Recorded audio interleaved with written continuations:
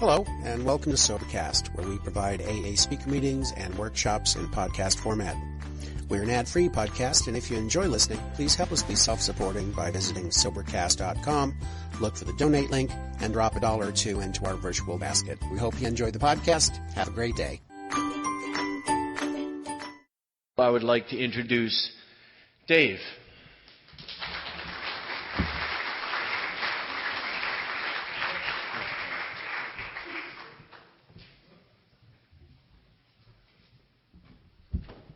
My name's Dave Kay, and I'm an alcoholic.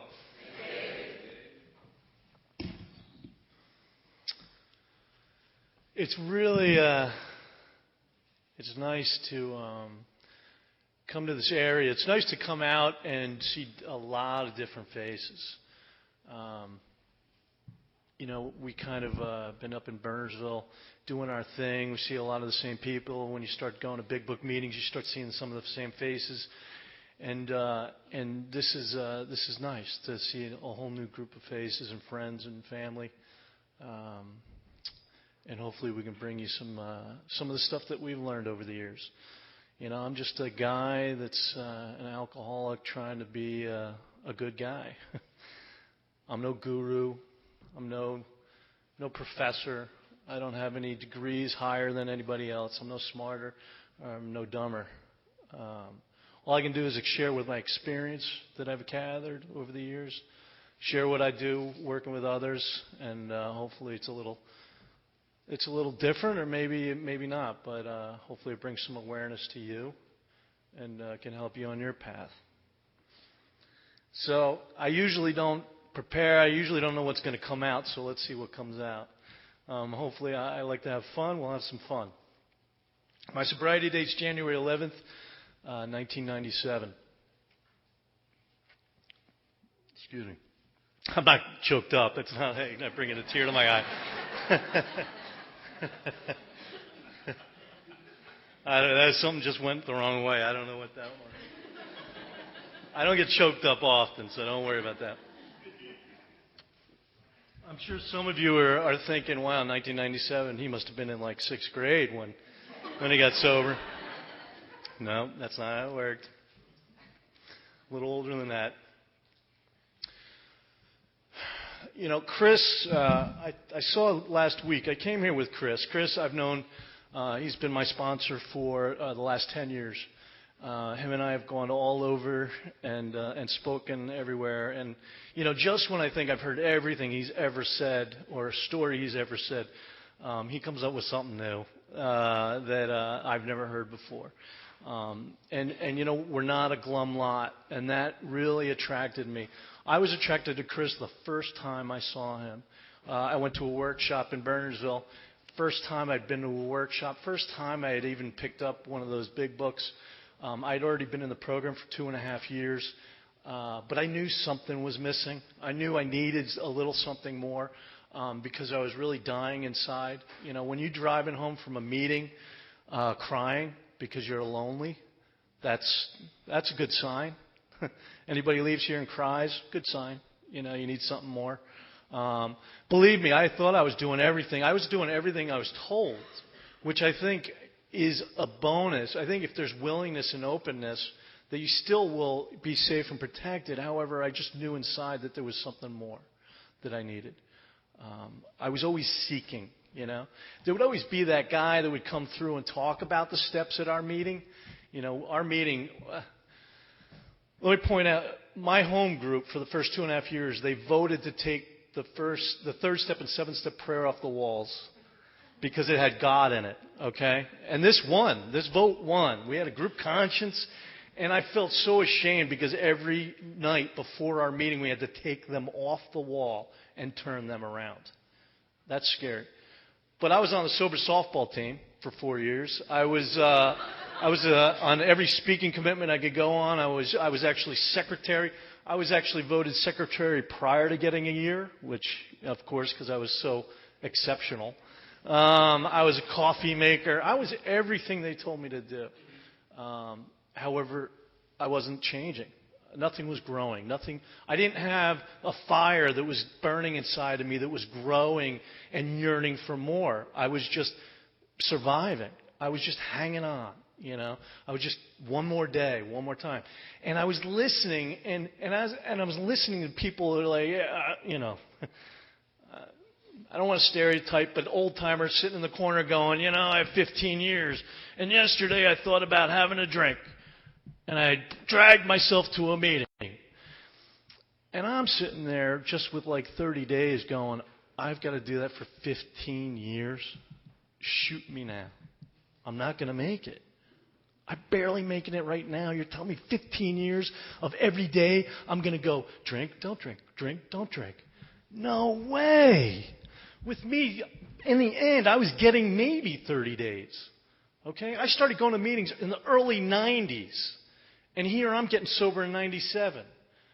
If I got 30 days, I thought I was doing great. And then something would happen. Something, I don't know what, but something would just say to me, one more, you've been doing really well. You haven't gotten sleep in a couple of nights. Maybe just to sleep tonight. Drink one. Maybe just to get through the night. Drink one. Just have one. It won't be that bad. Just buy a small bottle. Then tomorrow start the rest of your life. You're young. Do this AA thing for the rest of your life tomorrow. But tonight, just get some ease and comfort. Get some relaxation. You deserve it. You've been working hard. Does it sound familiar? So this is what's going on with me for about 4 or 5 years. Now, I'm here to say that they saved my life. AA has saved my life. AA saved my father's life. Okay? I grew up in an alcoholic family. My first introduction to rehab was when I was 14. Okay? So I'm already drinking. All right? At 14. I started when I was like 10, 11. So I'm already drinking, and we got to go visit Dad at rehab. Okay? Now, I'm a smart-ass 14-year-old. I'm like, oh, joy. Let's go visit Dad. And we go to visit Dad. We go up to the second floor, and he introduces us to everybody and shows me the finger paintings that he made. I'm like, what a loser. Like, this, and he's showing me, this little clay thing he made. And I'm like, my God, get me out of here. And they want to talk to me. And I don't want to talk. And they want to talk about alcoholism and how it affects your family. I don't want it. It's not affecting me. It might affect him because he's too weak. It might be his problem because he can't handle liquor. I'm already drinking more than the old man, and he can't handle it. What a loser. Why would you lose your job, your wife, your family over something as stupid as that? Just put the crap down. All right? Don't bring me into your drama. Don't bring me into your problems. You're the one with the problem. Deal with it. That's how I thought. Couldn't wait to get out of there. By the time I got into AA, I was far beyond where he ever was. Far beyond. Okay? But I'm just being honest about how I felt at the time. I was like everyone else. If you have a problem, put it down. Walk away. Grow up. Why are you partying so much? Okay? This is the things that I was hearing. And this is what was making sense to me. In respects to other things, I was very successful. However, when it came to alcohol, I couldn't do what seemed so simple. Okay? Chris asked me to come here and speak about the first step. As you can tell, I'm very passionate about the first step, okay? Just to qualify, if anybody doesn't believe I'm an alcoholic, I'll go into it. Anybody here? No, I doubt it. Like I said, I started when I was 10, and it was actually, my first drink was when I was 3. My dad decided it would be kind of funny if I gave me a shot of cream de menthe. I begged for it, but it was all the adults were having fun, playing dress up, and I went downstairs in my little feety pajamas and shuffled across the kitchen, and my dad was pouring cream de menthe. It was green, yummy, I poured on ice cream. Let me have some.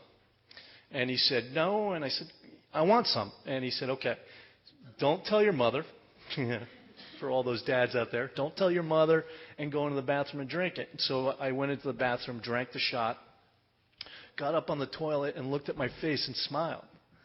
And all my teeth are green, and I had this warm, fuzzy feeling, and I was like, wow, that's great. And I went upstairs and probably passed out. Yeah, that was a medical opinion. Yes, I probably did pass out. And next morning, guess what? I didn't have a pedal car up on the front lawn. I didn't have a strange woman in my bed. All right? No major consequences. No tickets. No police knocking at the door. The experience was reassuring. The experience was reinforcing to a feeling that I had. Okay? That was kind of my drinking for the first few years. Drinking took me where I couldn't go on my own. All right? By the time I finished, I was drinking a quart of vodka a night. And it was not social. Okay? It wasn't, there was no thought of even going to a bar because I think it was pretty brilliant, but I stopped driving so I didn't get a DWI. So I stopped driving for the last 4 years of my drinking. My drinking was in my room by myself with the shades drawn, the TV on, and the lights out. The lights out, I couldn't even look at myself in the mirror. If I went to the bathroom, I did not look in the mirror. If I shaved, I looked down at my chin. This is where I was. So I would drink as fast as I could. Hopefully it would knock me out. When I woke up, I hoped I had enough booze to make it to the morning. When your worst fear is that you don't run out of booze in the middle of the night. Not that I'm going to lose my family, not that I'm going to lose my friends, not that I'm going to lose my job. God forbid I wake up at 3 in the morning, I don't have enough to knock me out till the morning. Because what a horrible feeling to have a buzz and hear those damn birds chirping and the sun coming up, and you got to sit there and think about your life. So I wanted to have enough just to knock me out so that I'd make it to, let's say, 5 minutes before I had to be at work, and then I would get up, go to work, and I would start my day. I'd go to work and swear I was never going to do it again. On the way home, I'd pick up another bottle and do it again. For 4 years. I also only got a bottle for 2 reasons. In my mind, one, I didn't want to drink myself to death. I knew my drinking pattern. I knew that if I drank as much as I could, fast as I could until I passed out. If I had too much booze, I was afraid I was going to die. I was going to drink myself to death. Okay? 2, because every single day, I thought that was going to be the day. That was going to be the day that everybody was talking about. That was going to be the day I was going to be normal. That was going to be the day that I woke up. And when I woke up, I was going to be free of the obsession. That I was going to wake up and life was going to seem so wonderful that I didn't want to drink anymore. That was going to be the day that finally I got enough willpower to not drink that day. So when I came home, hopefully I wouldn't buy another bottle and I didn't want any left in the house. Brilliant, huh? But that shows you the insanity of the mind. But it felt so right here. I really, really wanted to stop. I hated when I'd go into meetings and people would be like, I'd be like, I'm coming back. They're like, well, you didn't want it enough. Really? I'm sitting here crying. I smell like crap. Haven't showered in 3 days. Begging for your help. How much more do I want it? This is the last place in the world I want to be because my dad was in the program and he relapsed, so I know it doesn't work. So you're telling me I don't want it? I want it. Well, you must be lying to yourself. All right, if you can help me with that one. How do I catch that? Okay? How do I figure that one out, How's that going to protect me? It was all in good, everybody in the rooms is really, we all have a common problem. and hopefully we have a common solution. But there's always love and compassion in the rooms. I don't blame anybody for anything. It kept me in the rooms for 2.5 years until I was able to be aware of another message, or a message of any kind. So I'm not putting anybody down. This is not a you're right, I'm wrong. This is all about levels of awareness. Okay? We all are trying to achieve, the ultimate nirvana, but we're all trying to grow on our own.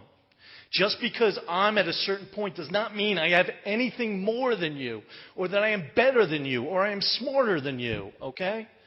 If any message I can carry out there is that we're all equals and we're all just trying to get by and be open and willing. And if I can share something with you that clicks, great.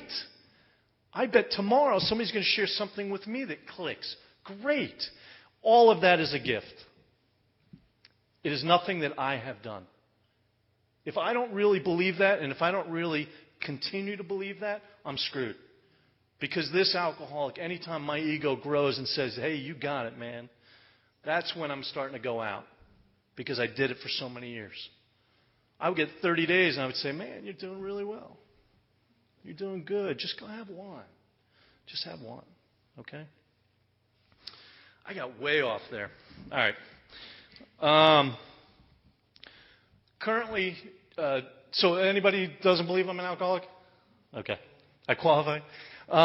Currently, my experience. Right now, 2 years ago, I was following my heart. There's a lot of changes that happened in my life, and one of the changes that I made was 2 years ago, I moved into a sober house. Okay? The reason I moved in was because of that line, maximum service. How can I be of maximum service in my area?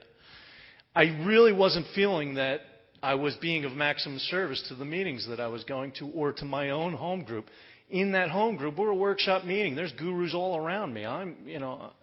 So I felt like the next move for me to be of maximum service was to immerse myself in a sober house where there's about 45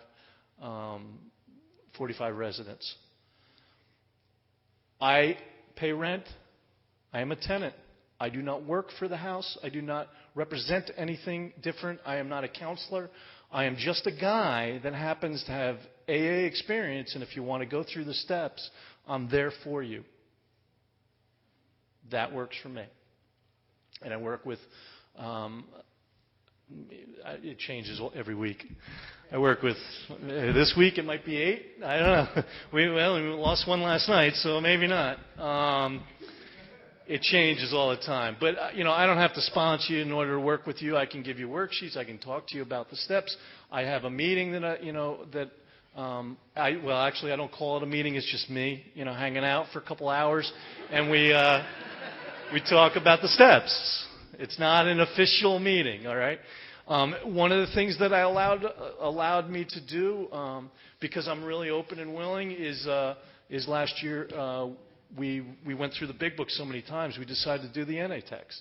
I'm not an NA member. And I told everybody there, I said, I am not sponsoring you as an NA member. However, let's read it.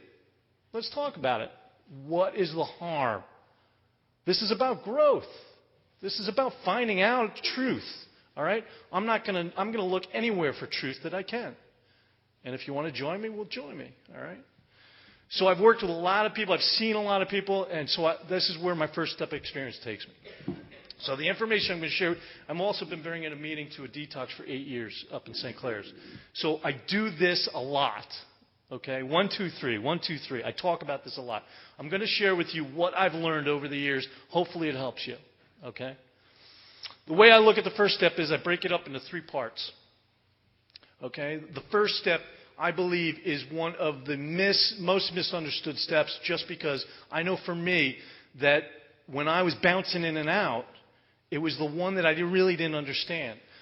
People would say, well, are you an alcoholic? That was easy for me. I raise my hand, I say I'm retarded if you'll let me sit here for a couple hours, okay? I really don't care what you think about me. Labeling myself is not bad.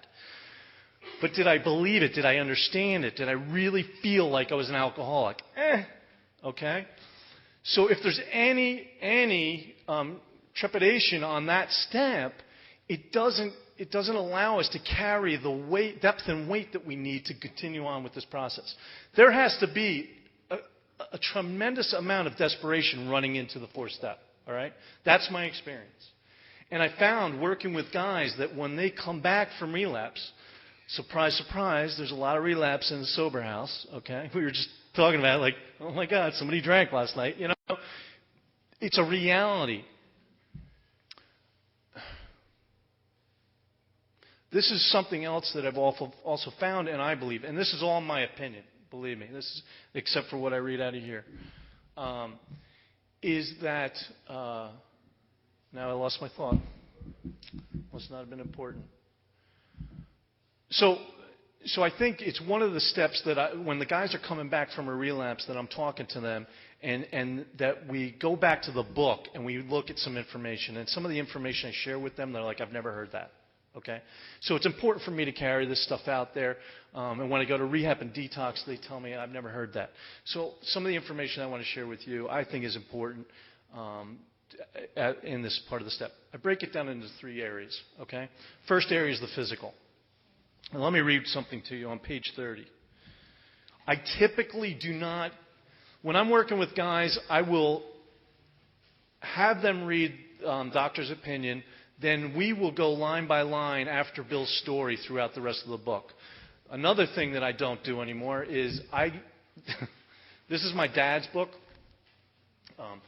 One of the reasons I use my dad's book, because it's my dad's book, it's kind of cool, but also because it was so clean. He didn't really use it a lot. And so one of the things that I do when I'm working with guys now is I don't use a highlighted book. Reason being, the highlights were for me, and they were at a different time. I do not want to speak to them with the message that was meant for me does not mean it's the message for them. So what we do is we go through it with a blank book, and whatever comes out in that discussion is what they're supposed to say. So I don't edit their experience. That make sense? Okay. That's just my experience, my personal opinion. So having said that, I don't typically, when I'm going to a detox, talk about the first step using the book, so I'm going to try to, but I don't know how much time I have. There's a lot of information. First step is the first 43 pages of this book, okay? There's a lot of information on the first step. So, you know, I can't really go through all the information, but I'm going to try to do the best that I can, all right? On page 30.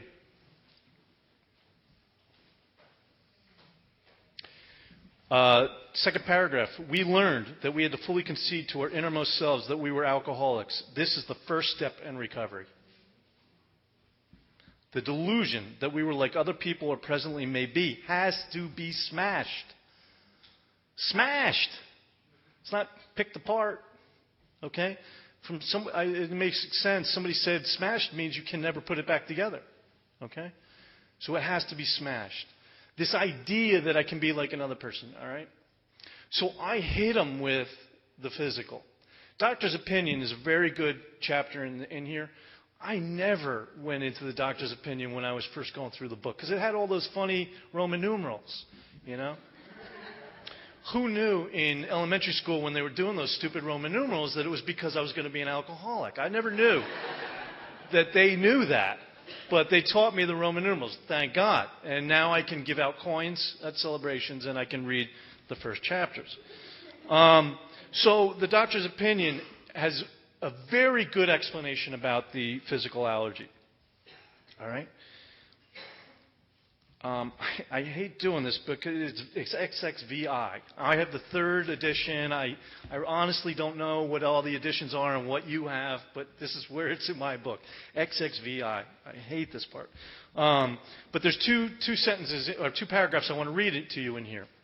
We believe and suggested a few years ago that the action of alcohol on these chronic alcoholics, so the action of alcohol, this is alcohol itself, on a chronic alcoholic. That's me. You heard my story.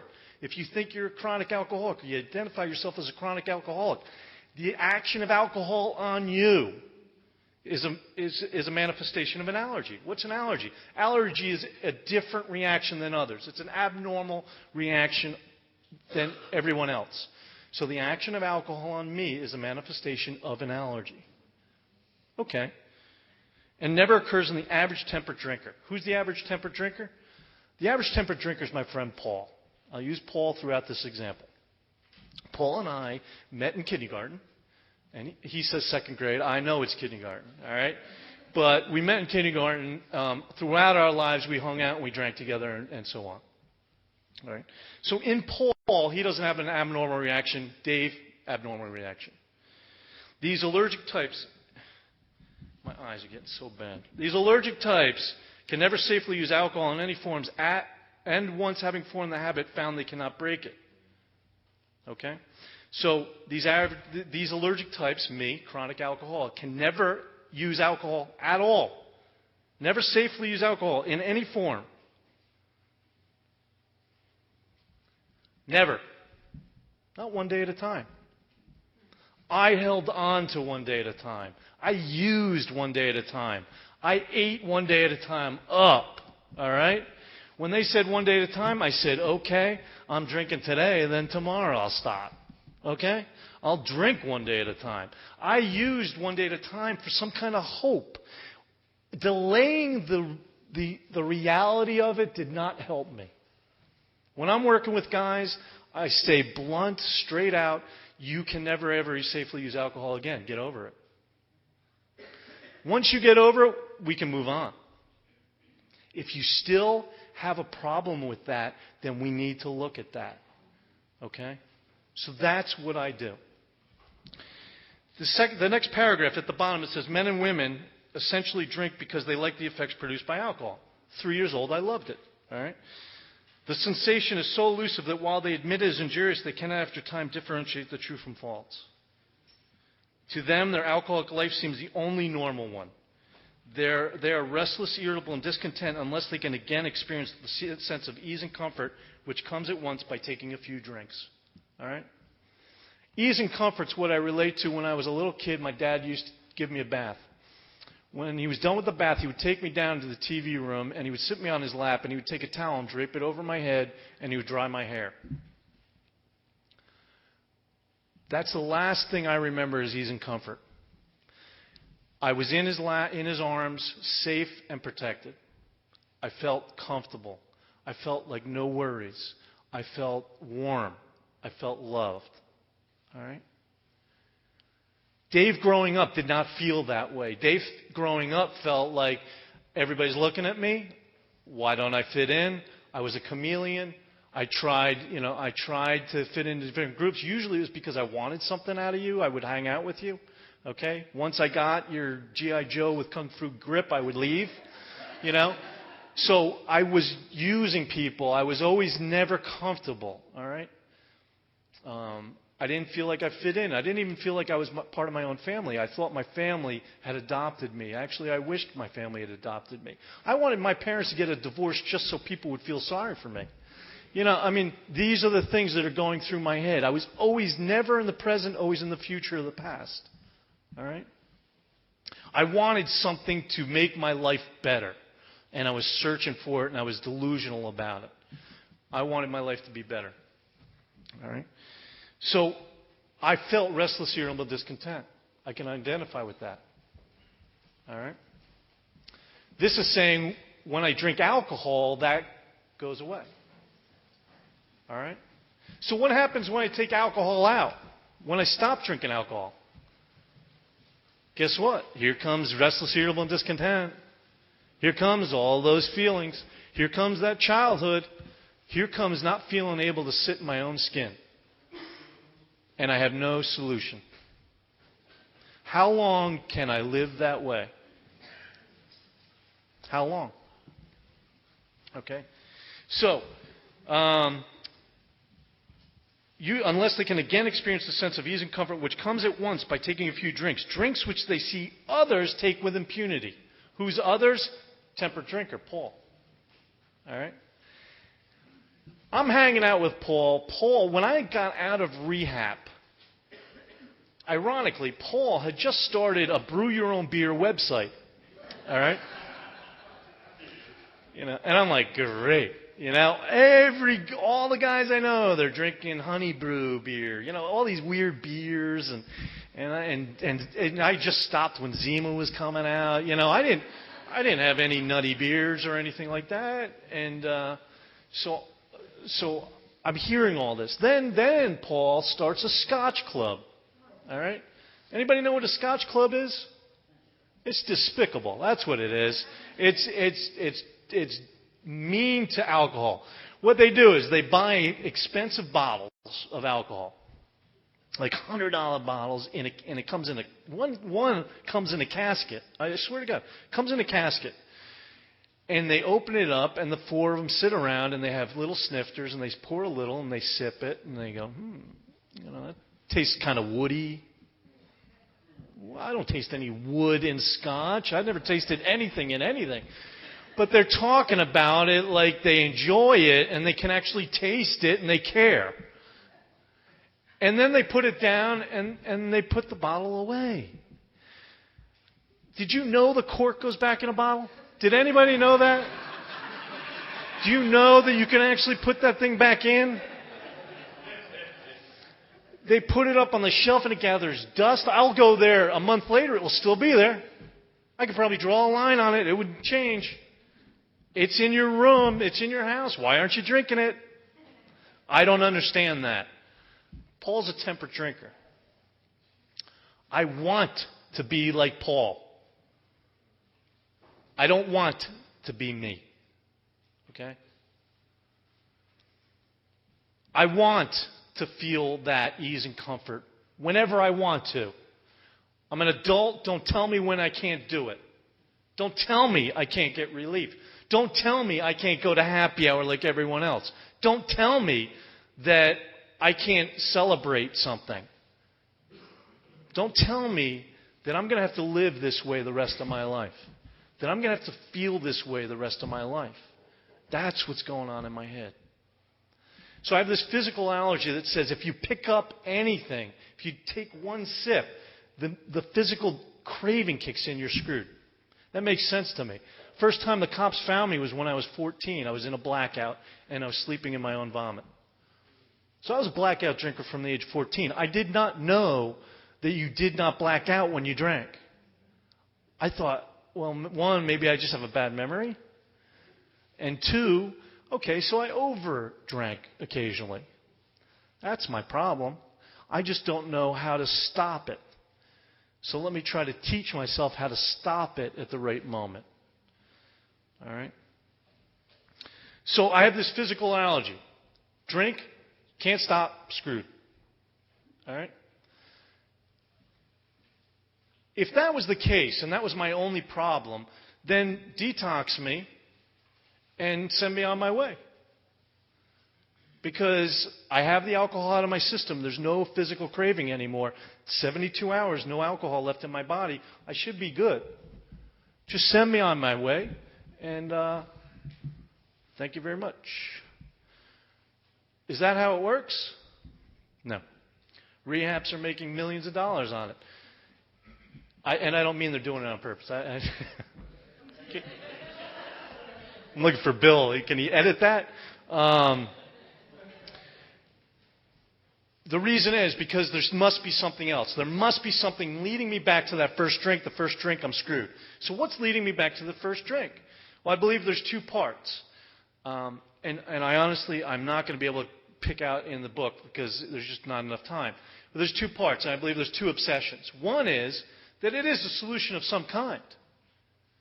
I mean, why do I keep going back to it? Because I do believe that it does give me ease and comfort. I do believe the only way I'm going to feel right is by drinking.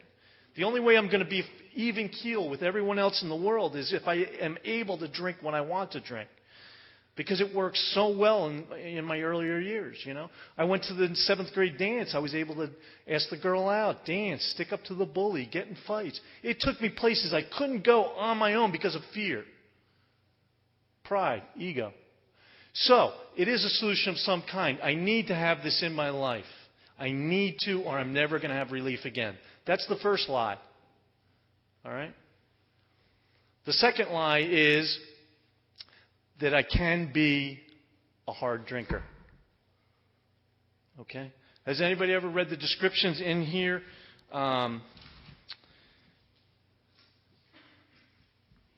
Moderate drinkers have little trouble in giving up liquor entirely if they have a good reason for it. They can take it or leave it alone. Then we have a certain type of hard drinker. He may have the habit badly enough to gradually impair him physically and mentally. It may cause him to die a few years before his time. If a sufficient strong reason, ill health, falling in love, change of environment, or the warning of a doctor becomes operative, this man can also stop or moderate. That was what I wanted to be. I wanted to be the hard drinker. Okay, I've had trouble. Maybe I got ill health. Maybe I went too far. But I wanted to be the guy that could stop when I needed to. You know, get to the edge of the cliff before I fell off and stop myself. I not only wanted to, but I believed I could.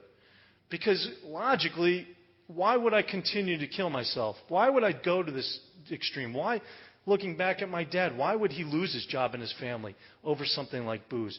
It doesn't make any sense to me. And I'm a pretty smart guy, so I'll figure it out prior to me going overboard, and I won't go there. So I'll just save myself. I'll stop myself. I'll be a hard drinker. The wild partier with the lampshade on his head, but the guy that can eventually grow up, like everybody was telling me. I wanted to believe, and I tried to believe, and I tried to make it true. For 4 years, I wanted to be a hard drinker. All right? So my mind's telling me, you know what, if you really do this, you can do it. If you get the right family, right wife, you can do it. If you get the right job, you can do it. If you move, you can do it. You know, maybe there's something about the alignment of the planets that won't let you do it. Something's got to happen where everything comes together. I wake up the next day and I go, I don't want to drink. Isn't that weird? This is what it means to be normal. And that's how I thought it was going to happen. And I prayed it would happen that way, but it didn't. Okay? So I have this obsession that's telling me you can drink like a normal drinker, and it is the only solution.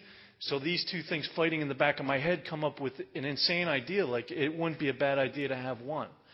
That idea leads me to drink one, I drink one, and I'm screwed. See it? Okay?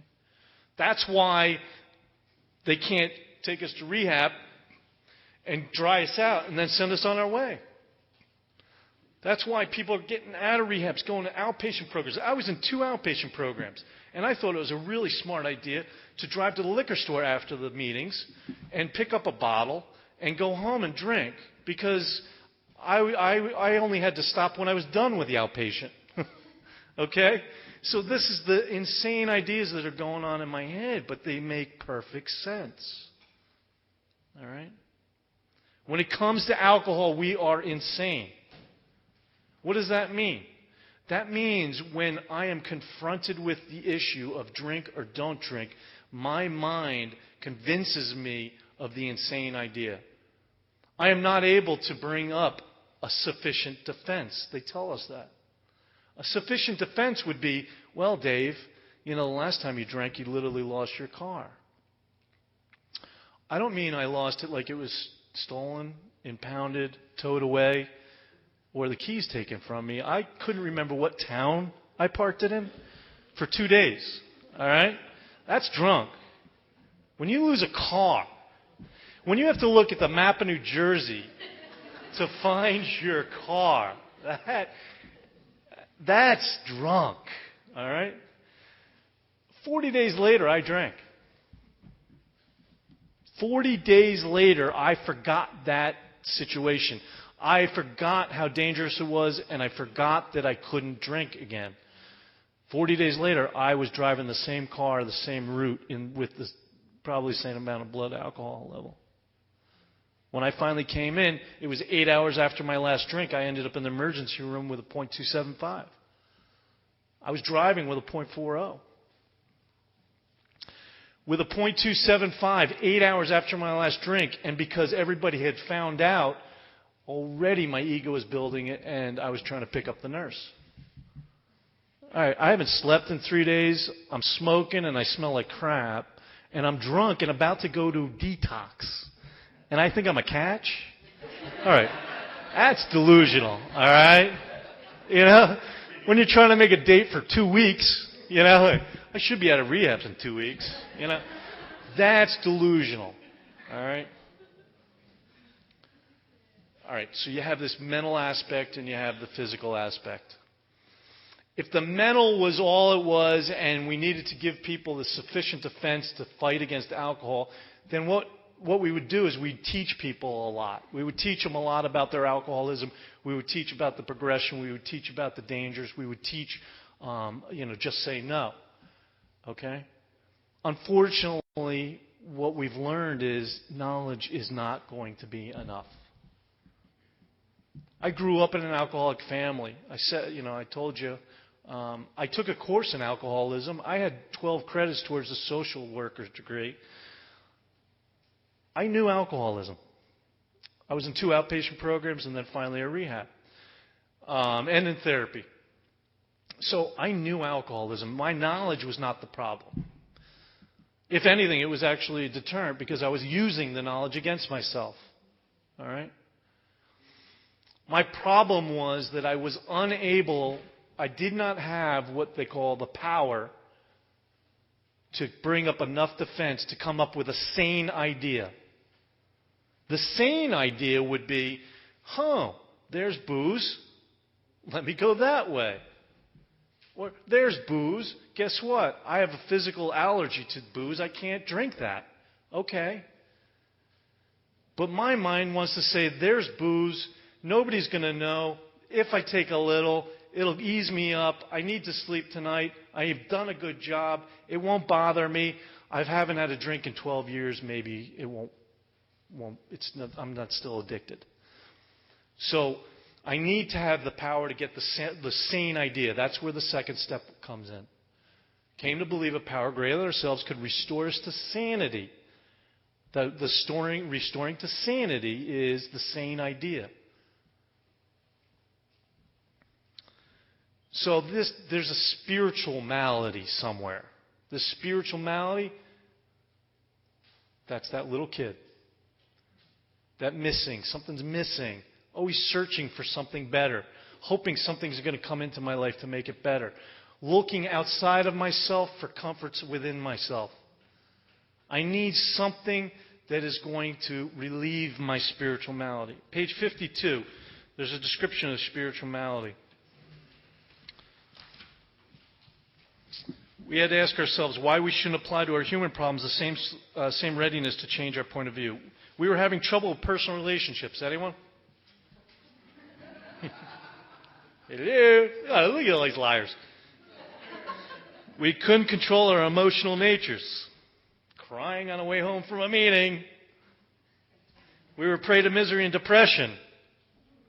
I don't even know what not to be depressed is, We couldn't make a living. We had a feeling of uselessness. We were full of fear. We were unhappy. We couldn't seem to be a real help to other people. My last drink, fear, you want to talk fear? My last years of drinking, I lived in a house and my mailbox was 50 feet away from the house. I had to drink to walk to the mailbox. Because I had a fear that somebody would drive up that I knew and ask me, how you doing? The dreaded question, how you doing? That's insane, man.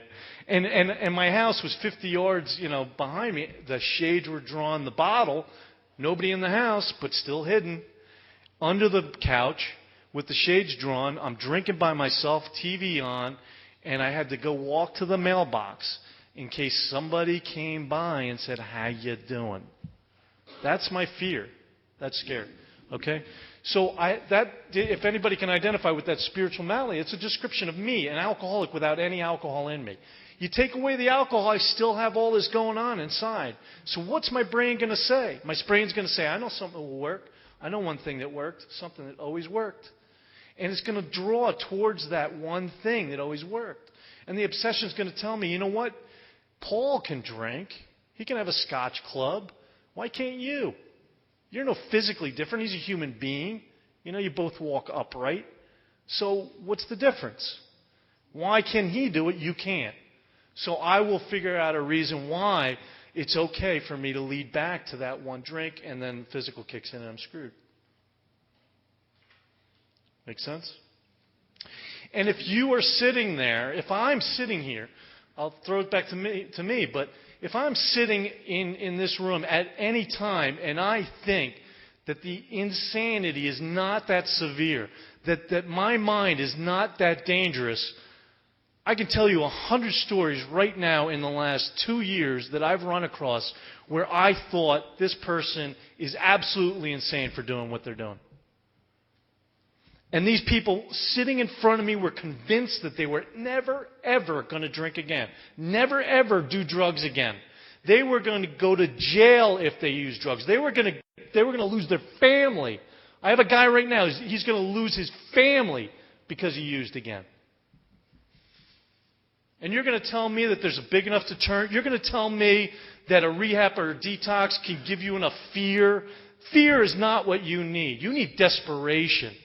You need to be scared out of your mind that if you don't do what you need to do, that there's a great possibility you will drink again and die. That's how desperate I had to get. And I had to feel it here. All right? 4 years of not getting more than 30, 40 days. And it is not something that anybody human could do to me or for me. I had to do it myself. I recently went through a situation where I was intervening with this individual, I was literally pulling him out of a bar, literally going in and getting him and pulling him out of the bar. We did it several times, and then it dawned on us that we were intervening. We were not letting God do what He needed to do to get to this person, to that place. And we stood back and we waited. One of the hardest things I've ever done. Stood back and waited. And then the phone call came.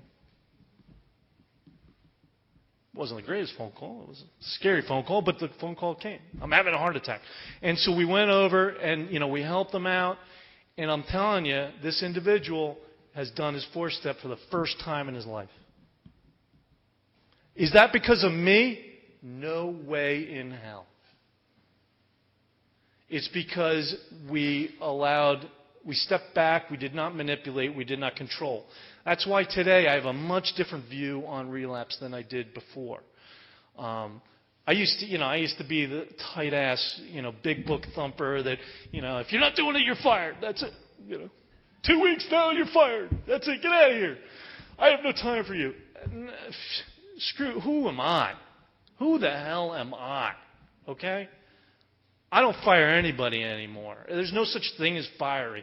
I offer the information that was so freely given to me. I love you for whatever you do. I am compassionate about all the struggles that you go through. I will continue to work with you as long as you stand up and keep coming in my door. All right? It's no different message than if you come in for the 20th time, if you come in for the first time. All right? So I will continue just sharing the message for whoever's standing in the room. If I start feeling like it's a put-off on me, I need to look at myself. If I feel that people are relapsing too much, then how great is my message? It says my message needs to be with depth and weight. Well, what am I missing? All right? If I don't have time for them, I got to look at that. I don't claim to say that my methods or my program is for everyone else. This is where I was driven to. You have to follow your own heart.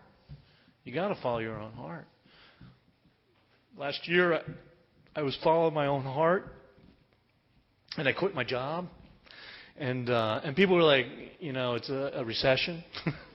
You're not going to find another job. But what I found was that when I'm going to work only for a paycheck, and I'm finding myself wanting to call the guys I'm working with, wanting to help the guys. I'm wanting to take days off to go get a guy out of jail. I'm wanting to take days off to go get a guy that's relapsed. I wanted to work with the guys more than I wanted to be at the job. And the job, the only reason I was there was for a paycheck. Something had to shift. Something had to change.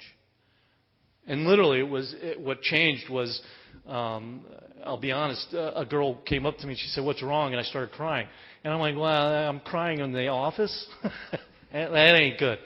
And I gave him a couple of months' notice. I didn't burn any bridges, and I walked away clean, with no prospect. in the beginning of this year, God provided, and we have a business, and it's booming. The business is booming, not I. I'm not doing anything. All right, the business is doing well. I'm just being of service. I'm trying to be of service. It allows me the freedom to do what I work with others during the day. I have flexibility. I can do whatever I want to do. That's what I was trying to achieve, and that's what is best for me, is not being tied to a job of when I need to be of service. So service guides my day, not job or anybody else. All right. I hope I was able to at least bring you some information about the first step. I'm telling you, there's a lot of information in here. I tried to give you the gist that I work with, but I guarantee, I encourage everybody. Anybody I ever talk to, read it for yourself. Read it for yourself and see what comes out, because there's a lot of information in here. But I really do believe that it is the foundation. It needs to be addressed. It needs to be smashed. It needs to be a motivator for the rest of the work. If it's not there, the motivation dies, unfortunately. And and then really, what did it? If we didn't take the time to do it, then who's it helping? Okay. I'll be here afterwards if you have any questions. I used up all the time because I didn't want you to make fun of me and tell me I was horrible. So we have a nice way of closing.